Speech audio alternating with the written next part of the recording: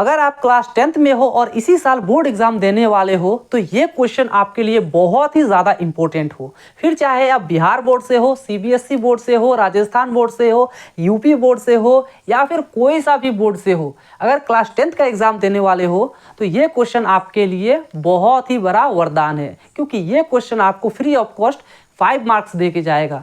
Directly ये question 3 marks का आएगा और इनडायरेक्टली अर्थात इसी के साथ साथ 2 ऐसा ऑब्जेक्टिव आएगा जो इसी क्वेश्चन से जुड़ा रहेगा। तो चलिए इस वीडियो को शुरू करते हैं और क्वेश्चन को सॉल्व करते हैं। क्वेश्चन ये है कि सिद्ध कीजिए 2 + 3√5 एक अपरिमेय संख्या है। 2 + 3√5 एक अपरिमेय संख्या है, ये हमें प्रूफ करना है। तो इसके लिए सबसे पहले हमें मानना होगा 2 + 3√5 एक परिमेय संख्या है। जैसे हमने यहाँ पर माना कि 2 + 3√5 एक परिमेय संख्या है, इसीलिए 2 + 3√5 बराबर p/q। क्योंकि कोई भी संख्या अगर परिमेय हो तो उसे हम p/q के रूप में लिख सकते हैं। तो उसी प्रकार यहाँ पर हमने इसको भी p/q के रूप में लिख दिया, जहाँ p और q पूर्णांक है। अब एक शब्द यहाँ पे आया पूर्णांक। पूर्णांक, ये पूर्णांक होता क्या है? पूर्णांक का अर्थ होता है पूरा पूरी अंक, जैसे 1, 2, 3, 4, 0, 5 इत्यादि, या फिर -1, -2, -3। साथ ही ये दोनों संख्या p और q सअभाज्य संख्या भी है। सअभाज्य संख्या क्या होता है? सअभाज्य संख्या वैसी संख्या जिसका 1 के अतिरिक्त कोई और उभयनिष्ठ गुणनखंड ना हो। जैसे 3/4, अगर आप इसे ध्यान से देखोगे तो 1 के अतिरिक्त इसका कोई भी उभयनिष्ठ गुणनखंड नहीं है। जैसे 2/4 में इन दोनों का उभयनिष्ठ गुणनखंड 2 है। अगर फिर भी आपको समझ में ना आए तो यहाँ पर देखिए, 2/4 को अगर हम चाहे तो 2 से काट सकते हैं, जैसे 2 एकम 2, 2 दूनी 4। लेकिन यहाँ पर आप कोई भी एक ऐसा संख्या बता दो जो 3/4 को काट सके, है? नहीं है। तो इसे हम सअभाज्य संख्या कहेंगे। तो p/q भी सअभाज्य संख्या है। इसके बाद हम एक एक करके इस साइड जितने भी पूर्णांक है, पूर्ण अंक है, उसे इस साइड लेके जाएंगे। तो सबसे पहले इसका शुरुआत 2 से करते हैं। 2 को इस साइड लेके आए तो इस साइड 2 प्लस में था, इस साइड आया माइनस हो गया।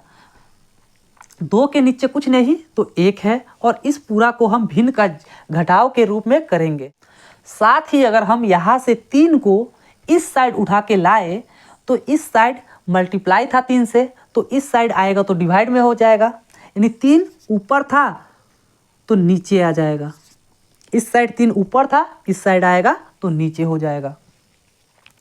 इस प्रकार आप देख सकते हो कि यहाँ पे p पूर्णांक है, 2 भी पूर्णांक है, q भी पूर्णांक है, 3 भी पूर्णांक है।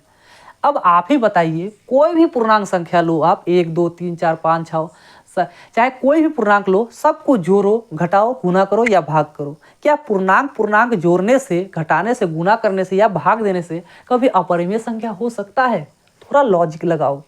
कभी भी पूर्णांक और पूर्णांक का जोड़, घटाव, गुना, भाग चाहे कुछ भी करो तो वो परिमेय संख्या ही होगा, अपरिमेय कभी भी नहीं होगा।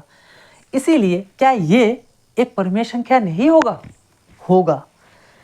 अब हम ऐसे लिखेंगे कि चूंकि p, 2, 3 और q एक पूर्णांक है, इसीलिए ये भी एक परिमेय संख्या होगा। परंतु √5 एक अपरिमेय संख्या है। √5 को एक अपरिमेय संख्या हमने पहले भी परिभाषित किया है, यानी प्रूफ किया है, जिसका वीडियो आप चाहो तो मेरे इस चैनल पे जाके देख सकते हो। √5 एक अपरिमेय संख्या हमें भी पता है, आपको भी पता है, और अपरिमेय संख्या कभी भी परिमेय संख्या के बराबर नहीं हो सकता है। इसीलिए यहाँ पे अर्थार्थ ना लिखकर आप चाहो तो इसीलिए लिख सकते हो।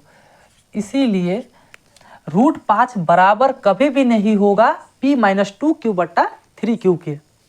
अतः हमारी मान्यता गलत हुआ कि हमने जो माना था कि ये परिमेय संख्या है, वो हमारा मान्यता, हमारा भ्रम टूट गया। अब जब भ्रम टूटा तो हमें पता चला कि 2 + 3√5 एक परिमेय संख्या है। इस प्रकार हमने 2 + 3√5 को एक अपरिमेय संख्या प्रूफ किया है।